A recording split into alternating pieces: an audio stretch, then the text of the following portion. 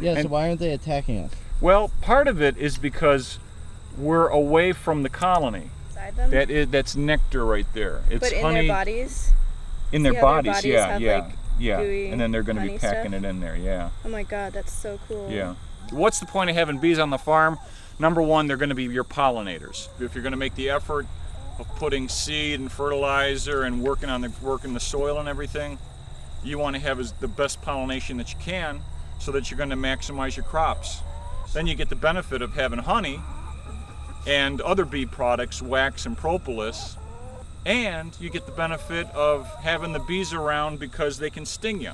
Well, I'm Scott Medwid, and I'm the beekeeper for the Jones Farm. This does not constitute medical advice. However, in my own case, I noticed that when I do get stung, the area, like my old joints and everything, they just feel better. They don't hibernate. They're alive and awake, and what they do to stay warm in the winter is they shiver. And then they'll group up together in a mass in the center of the colony here, and then they've got food all above them and everything. They need, in this area of northern Ohio, the bees need about 80 pounds of honey to survive winter successfully. A lot of beekeepers don't use their hoods or gloves, but I'm basically a coward, so give them a little bit of puff here on the front porch. And they're gonna buzz up because they're gonna get excited, because they're gonna smell that smoke,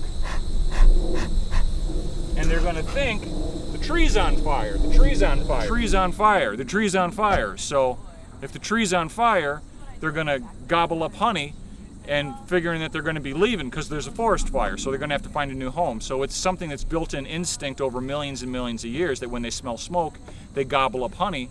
But when bees gobble up honey, they're very calm.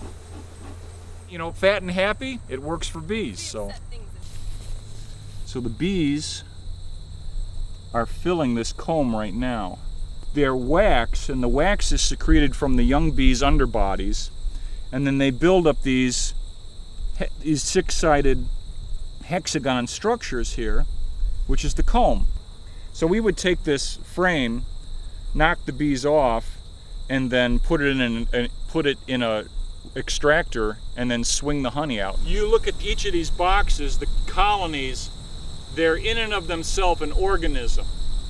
And even though there's, you know, maybe 100,000 bees in here right now, there's only one individual that's laying eggs and reproducing, and that's the queen.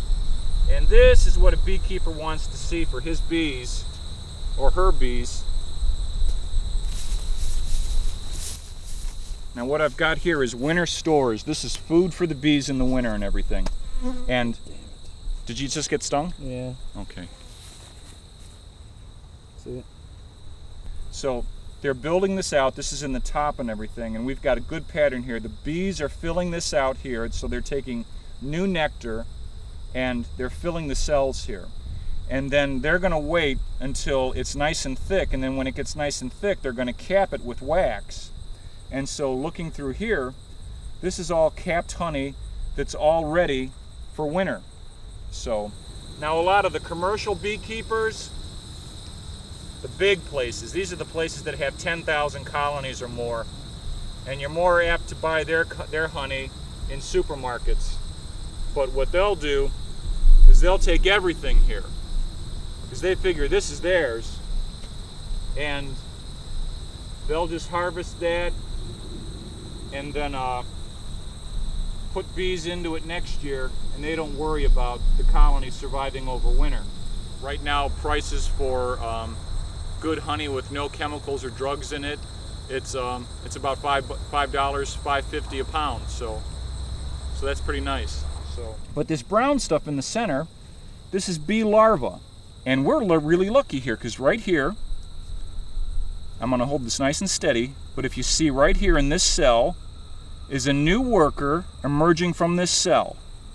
And the remarkable thing is that 21 days ago she was an egg, and now she's emerging, and she'll emerge as an adult worker, and the first thing she does is she cleans her cell out. And then she starts cleaning around over here. She becomes a nurse bee. So she helps clean and feed the larvae, and then eventually She works her way to becoming a housekeeping bee where she keeps the colony clean and everything, and then eventually she works her way to the front door and she's a guard bee to guard the entrance, and then finally she'll end her life as a foraging bee. And most workers in the summer, they will fly until their wings fall off. Literally. They'll go out one day and they just won't come back. So, uh-oh. Uh-oh. Swat them, because once they get into your hair,